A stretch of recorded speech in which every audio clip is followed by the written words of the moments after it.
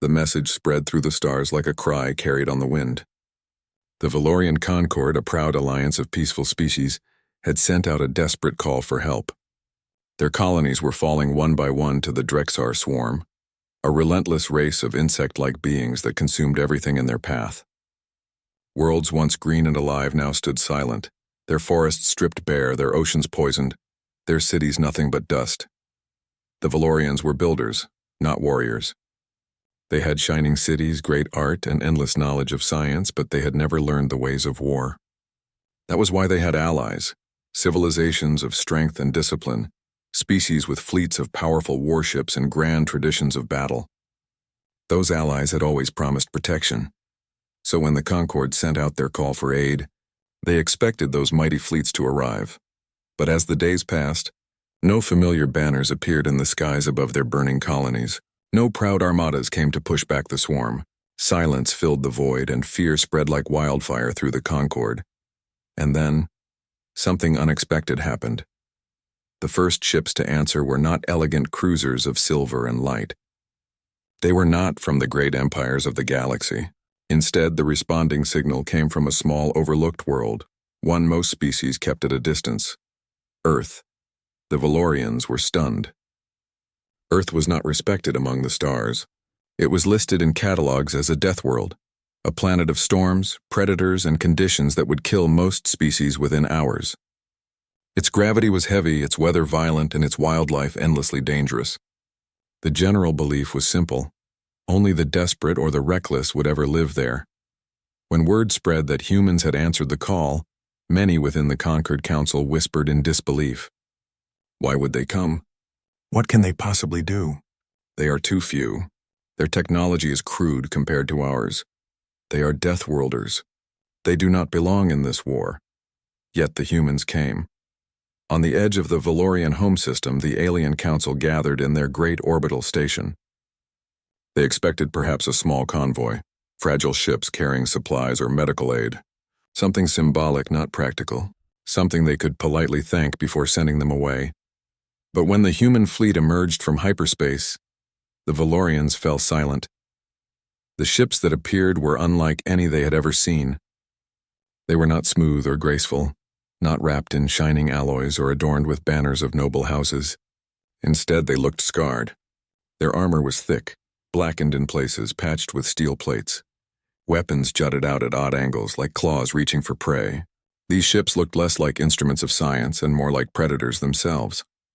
The lead vessel identified itself in a blunt, almost casual tone. This is the UNS Dauntless, representing Earth. We received your distress call. We're here to help. The Valorian counselors stared at one another. Their feathers, scales, and soft fur shifted with unease. The humans sounded calm, almost relaxed, as if this disaster were nothing unusual. One Valorian finally spoke, his voice trembling. You heard our call, but why? What can your people do against the swarm? Aboard the human ship, Captain Elias Grant answered without hesitation. His voice carried no arrogance, only a steady confidence that came from long practice in hardship. We came because you asked. That's enough. As for the swarm, don't worry about what we can do. Just show us where to hit them. The Valorians found the word strange. No long promises, no elegant speeches, only a direct and practical response. It unsettled them even more. Soon, smaller human vessels began landing on Valorian stations and colonies.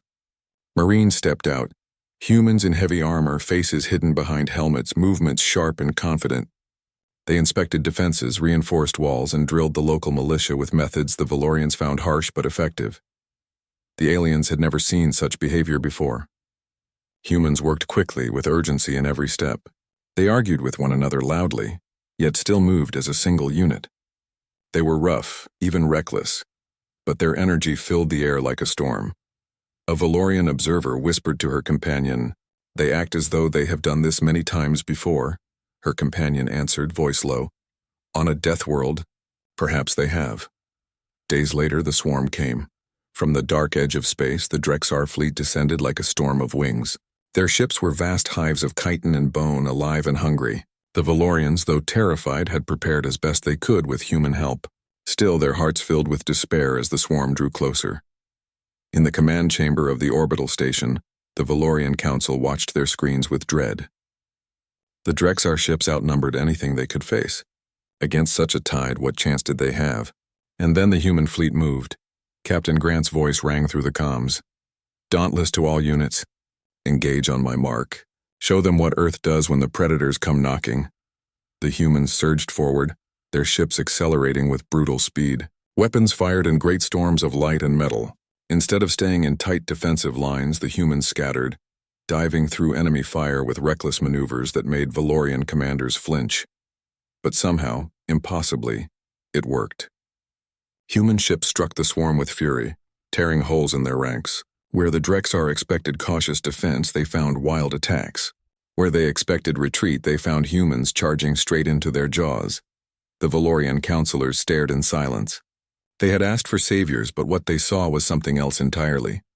They saw predators. They saw Deathworlders. And for the first time in the long history of the Concord, they began to wonder if perhaps this was exactly what they needed. The Drexar swarm filled the stars like a moving shadow. Their hive ships were massive, their smaller craft fast and countless. To the Valorians, it looked like a living tide, one that could not be stopped. But the humans did not see fear. They saw a challenge. Captain Elias Grant stood on the bridge of the Dauntless. The ship trembled as Drexar fire raked across its armor. Sparks flew from panels, alarms rang, and red lights pulsed through the command deck. Yet the captain's voice stayed calm, steady like the eye of a storm. Target their flanks. Push them where it hurts. Don't let them breathe. The crew obeyed without hesitation. Their hands moved quickly across controls, their voices sharp but controlled.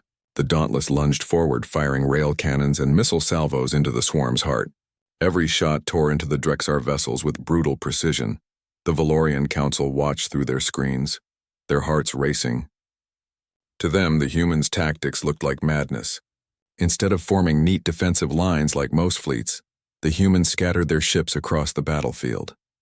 Some dived headfirst into the swarm, weaving between enemy fire. Others shut off power for moments, drifting silently before striking from unexpected angles. It was chaos, yet somehow, it was controlled chaos. One Valorian commander, feathers trembling, whispered, "They should be dead by now." "This is not strategy. This is suicide," another answered softly. "No, it is survival, and they are very good at it." The Drexar responded with fury. Hundreds of smaller swarm ships launched at the humans, spitting plasma fire. 2 human destroyers took heavy hits. One was split apart in a flash of fire, its pieces drifting into the void. For a moment, the Valorians expected silence, despair. Instead, they heard human voices on the open channel, not crying, not afraid, angry. "Dauntless, this is ironclad. Keep pressing. We'll make them bleed for this."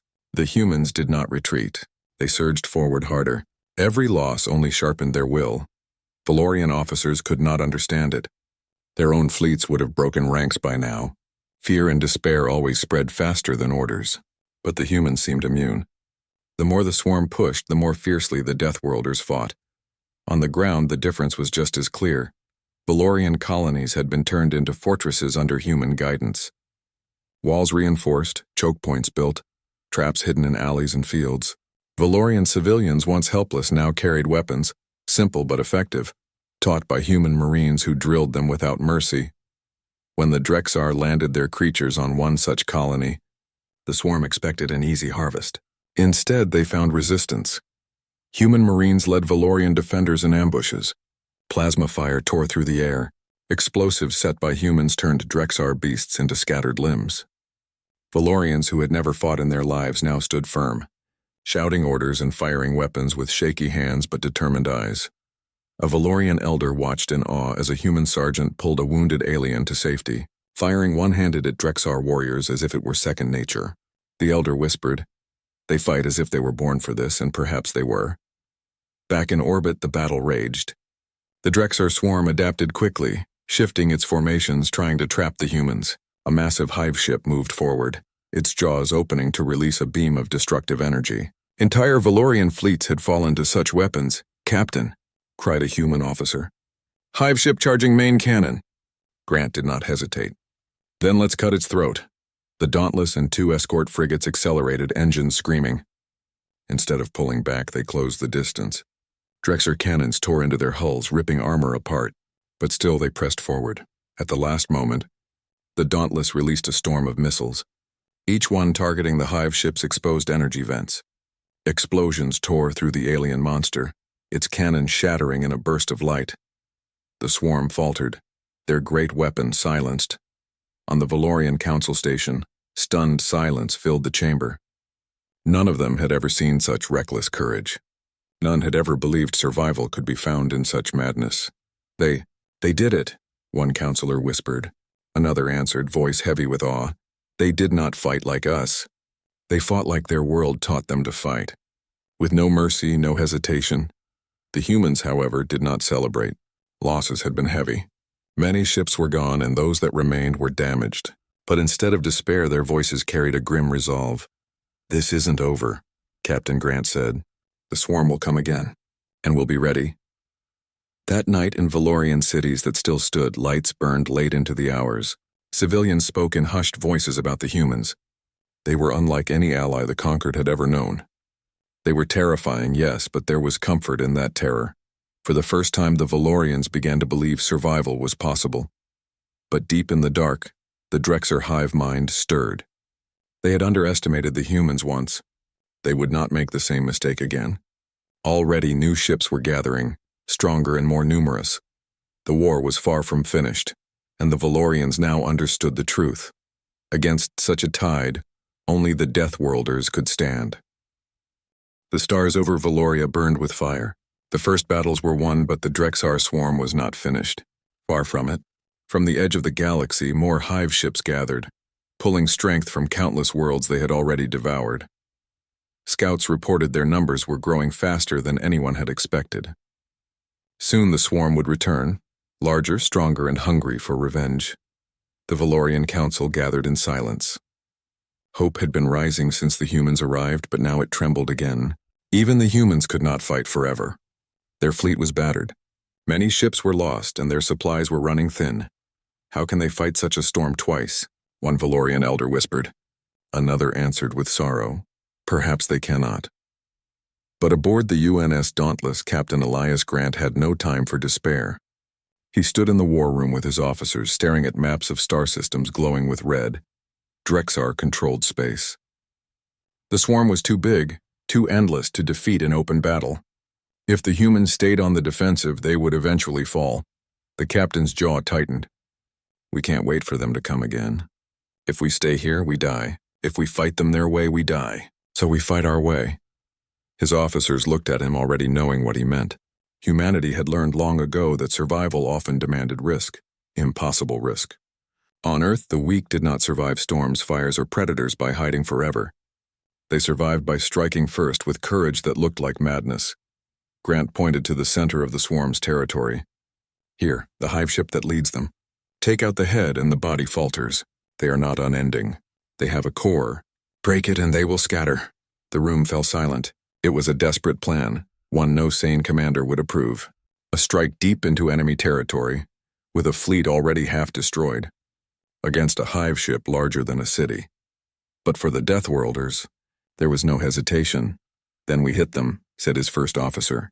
Hard enough they'll never forget. When the humans revealed their plan to the Valorian Council, the aliens were horrified. You would throw your fleet into their heart? That is suicide, cried one counselor, his scaled hands trembling. Grant answered calmly, maybe, but if we don't, it's extinction for all of us. Sometimes survival demands more than caution. It demands teeth. The Valorians could not understand such thinking. To them, life was something to preserve carefully, never risk. But when they looked into the humans' eyes, they saw not madness, but certainty. A certainty born from a world where every day was a battle. At last, the Valorian elder bowed her head. If you go, we will watch.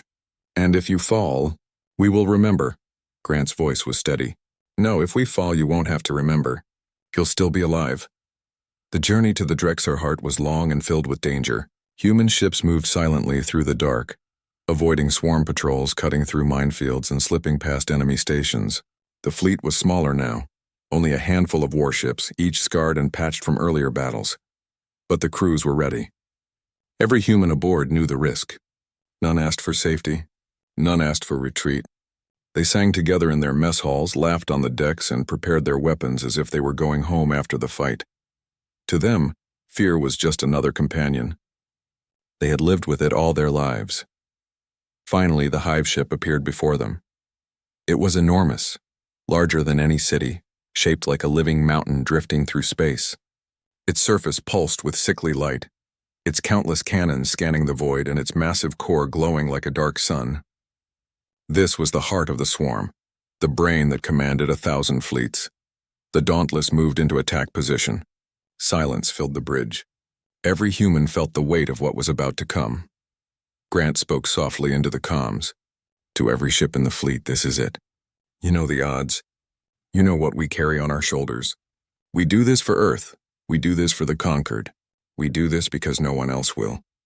Let's finish it. The humans answered as one, their voices strong. Dauntless till the end. The battle began. The human fleet charged straight into the hive's defenses, weapons blazing. Drexar cannons roared back, tearing through steel and fire. Ships exploded in bursts of light, but others pressed forward, ignoring damage that would have crippled lesser crews. One frigate, burning from bow to stern, rammed itself into a swarm cruiser, taking both ships into the void. Another destroyer, its engines failing, turned itself into a missile, detonating deep within the hive's outer shell.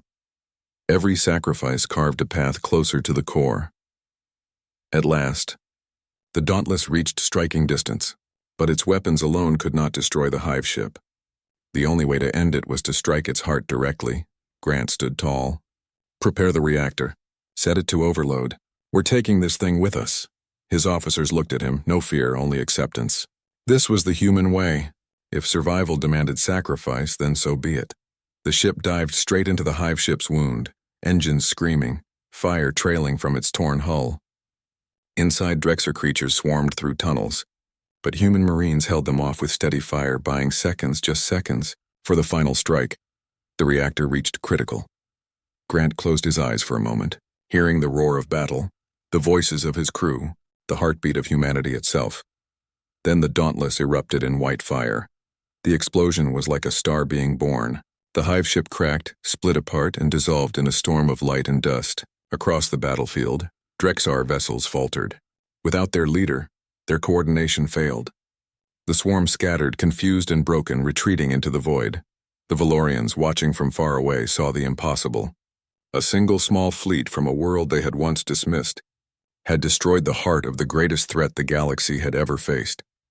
When the survivors of the human fleet limped back to Valoria, scarred but alive, they were met with silence. Then the Valorians bowed, not out of tradition but out of awe. One counselor spoke softly, voice trembling with respect. We asked for aid.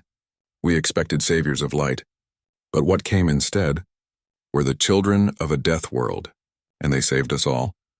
From that day forward, humanity carried a new name among the stars. They were not weak, not primitive, not reckless. They were the Deathworlders, and when the galaxy called for help, they would answer, because that was the human way.